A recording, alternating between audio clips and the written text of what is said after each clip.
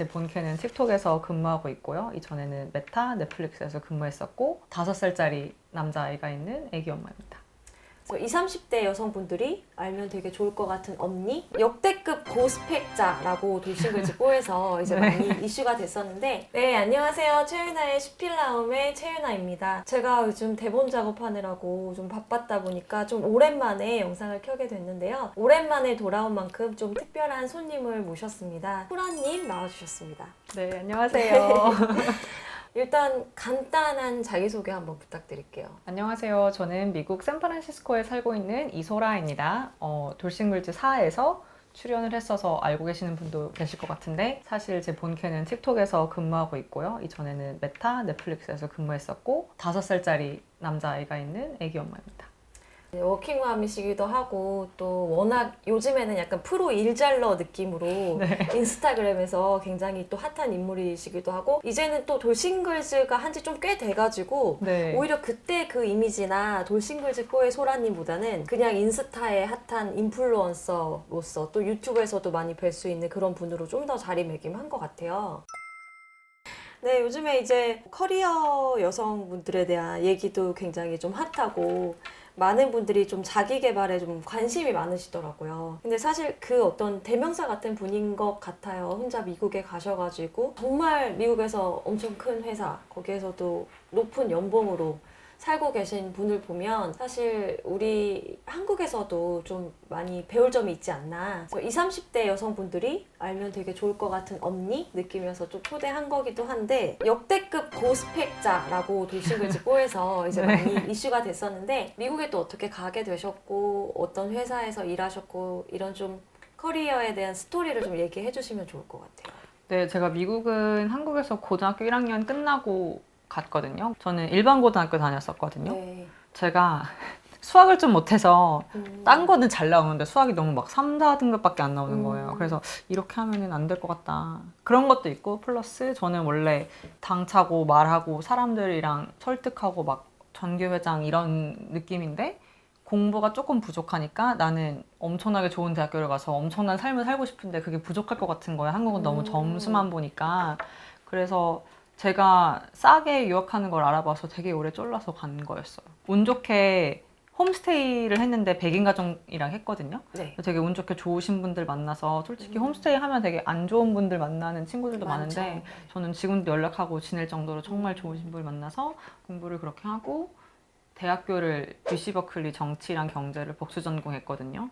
근데 또 운 좋게 거기도 학교도 들어가서 네, 잘하고 근데 비자 문제가 있잖아요. 그래서 사실 저는 기자가 되고 싶었는데 그래서 일단 정치를 했는데 그러니까 미국에 원래는 학교만 있다 돌아갈 생각이었거든요. 비자가 당연히 안 되겠지 이런 생각을 네. 하면서 그래서 기자를 하면 더 못할 것 같은 거예요. 제가 미국에서 기자를 하기도 힘들겠죠. 왜냐면 영어가 부족했으니까 뭐 말하는 거나 쓰는 거나 그래서 왠지 미국에서는 기자 못할 것 같고 뭔가 한국보다 미국이 더 잘 맞는다는 걸 더 많이 느낀 것 같아요. 그래서 미국에 있으려면 어떻게 되나 그래서 경제를 같이 하게 돼서 운 좋게 디지털 마케팅이 거의 수학적인 게 많거든요. 그래서 디지털 마케팅으로 시작을 해서 그다음에 그 회사에 있다가 넷플릭스에 가게 돼서 그리고 나서 넷플릭스에서 3년 정도 있었고 오리지널 런칭도 하고 그러니까 오리지널 쇼가 나오잖아요. 근데 그런 거 마케팅도 하고 그다음에 나라별로 런칭을 할 때가 있었거든요. 이제 그때 나라별로 뭐 호주 런칭도 담당했었고 뭐 한국을 비롯한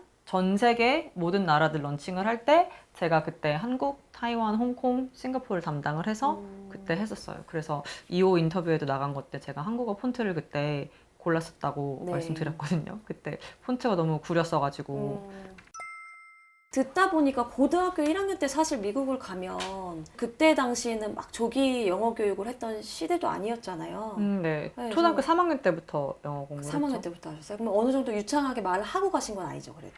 엄청 유창하진 않았고 근데 반에서는 거의 1등으로 잘했던 것 같아요. 초등학교 때 엄마가 이제 캐나다 어학연수 이런 거 보내줬었거든요. 3주 동안 가는 거. 그리고 중학교 때 호주도 갔었어요. 호주를 2주 가고 뉴질랜드를 6주를 갔었어요, 따로. 근데 거기서 영어를 하면 이 전 세계를 다 갈 수가 있겠구나라는 생각이 많이 들었어서 제가 그날 가서 거기서 배운 게 아니라 돌아와서 더 많이 하게 된 것 같아요, 공부를. 이것도 근데 진짜 노출보다는 마인셋인 것 같은 게 네. 똑같이 뭐 2주, 3주를 갔다고 해서 다 그렇게 해야겠다라고 하는 건 아니니까 아, 네. 좀 대단하신 것 제 같아요. 여동생이랑 어린 나이에. 같이 갔는데 네. 걔의 테이크어웨이는 외국 나가면 힘드니까 집에 있어야겠다고. 저는 그쵸. 언어만 하면 갈 수 있는 나라가 이렇게 많은데 음, 저는 되게 가부장적인 집이어서 왜 밥 먹다가 반찬 떨어지면 엄마가 계속 와서 갖다 줘야 되고 막 그런 집이었거든요. 네. 근데 이제 그렇게 어학연 사는 동안 백인 가정이랑 홈스테이를 하는데 엄마가 요리를 했으니까 아빠가 치우는 게 너무 생소한 거예요. 지금 생각하면 너무 당연한 건데. 그래서 왠지 외국에 살면 그런 삶을 살 수 있지 않을까 이런 생각이 좀 들었죠. 근데 저희가 이제 TV에서 보면은 굉장히 좀 당당하고 거침없고 전교 회장이었고 이런 성격이라고 하셨잖아요. 네. 근데 그래도 미국에 가면 아무래도 한국에서 온 학생이니까 좀 문화 차이가 있잖아요. 네. 어떤 점을 좀 보완하려고 노력을 하셨어요? 성격적으로? 저는 사실 한국 학교에 있을 때는 약간 인싸였거든요. 반장도 했었고 네. 친구도 많고 그러셨을 다 것 친하고 선생님들이랑 맨날 농담하고 그런 애였는데 미국에 가니까 아니잖아요. 그래서 제가 성격을 고친다기보다는 인기 많은 여자애들은 옷을 어떻게 입고 화장을 어떻게 하고 말투가 어떻고 그런 고민을 했던 것 같아요. 많이 관찰을 하고. 그래서 지금까지도 회사에서 잘할 수 있었던 것 중에 하나가 그냥 어느 회사를 가나 어떤 식으로 행동하고 일 처리를 어떻게 하는 사람이 인정을 받는가라는 고민을 항상 많이 하는 것 같아요. 그래서 똑같은 사람이어도 이 팀 가면 이 성격을 되게 좋아할 수도 있지만 저 팀 가면 쟤 왜 저래 이럴 수 있잖아요. 그래서 이 팀에서 일잘러가 누군지, 이 팀에서 존경받는 리더가 누군지 파악을 하려고 하는 그런 습관이 생긴 것 같아요, 그때부터. 근데 어릴 때부터 뭔가 난 일잘러가 되고 싶고 멋지게 살고 싶고 이런 생각을 하는 사람은 많진 않고 사실은 주변 환경에 따라서 조금씩 생각을 갖춰가는데 나는 이 정도 될 수 있는 사람이야 라는 스스로에 대한 어떤 확신이 있으셨던 것 같거든요. 그 정도면 막연하게나마.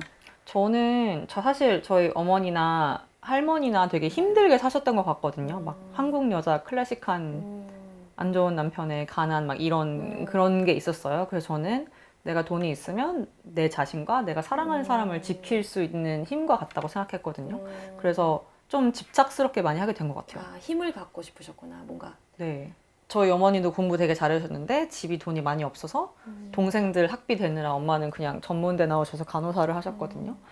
내 윗대에서 내가 이런 기회를 가지고자 그렇게 힘들게 산 여자들이 있으니까 난 대충 살 수 없다고 생각해요. 제가 하고 싶은 게 많아서 왜 그런지 모르겠거든요. 저는 어릴 때 다큐멘터리 성공시대를 되게 열심히 봤어요. 그리고 막 위인전도 되게 열심히 읽고 위인전도 보고. 그래서 뭔가 역사의 한 획을 긋는 사람이 되고 싶다 이런 막연한 게 있었고 근데 제가 집이 수원이잖아요. 네. 그 사람이 뭔가 보여야지 갈 수 있다고 생각하게 되잖아요. 네. 세상을 보는 눈이 조금 좁을 수밖에 없는 것 같아요. 그래서 어떻게 how를 잘 몰랐던 것 같아요. 그때는 인터넷 같은 것도 잘 없고 해서. 언어 장벽이 없이 시작해도 다 이루기 힘든 일들을 언어 장벽을 한번 깨고 그 다음에 이뤄내신 거잖아요. 정말 저한테도 되게 자극이 많이 되는. 그것도 있는 것 같아요. 사실 엄마가 너는 왜 이렇게 키우는데 돈이 많이 드냐 그랬거든요. 네.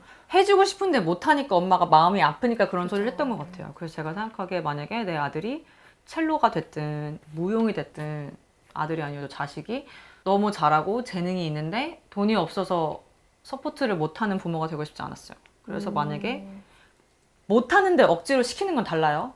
야, 너 뭐라도 전공을 해야지 시집이를 가지 이런 식으로 하는 건 절대 아니에요. 근데 만약에 아이가 정말 좋아하는 게 있고 잘하는 것 같으면 최고의 선생님과 최고의 악기를 붙여주고 싶은 그런 능력이 있는 엄마가 되고 싶었어요.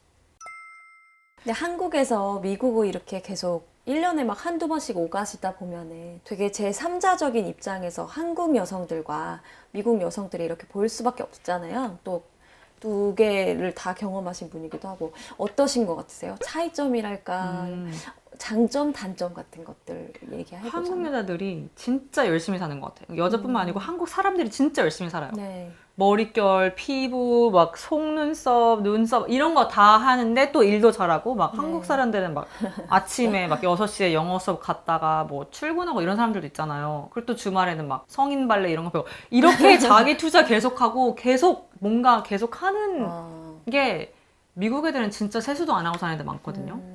그게 진짜 좋은 것 같은데 at the same time 되게 좀 다들 사회적으로 너무 불안감과 프레셔가 진짜 많은 것 같긴 해요. 더 그냥 생각 없이 행복하게 살려면 미국이 더 나은 것 같고 남들 이야기, 남들 시선에 좀 휘둘리지 않고 자기가 하고 싶은 거 찾아서 잘할 수 있는 사람들은 한국도 괜찮을 수도 있고. 일단은 네. 여기까지 일단 일에 대해서 우리 소라님 모셔놓고 일에 대해서 좀 얘기를 나눠봤고요. 2부에서는 좀 더 개인적인 얘기 해보도록 하겠습니다.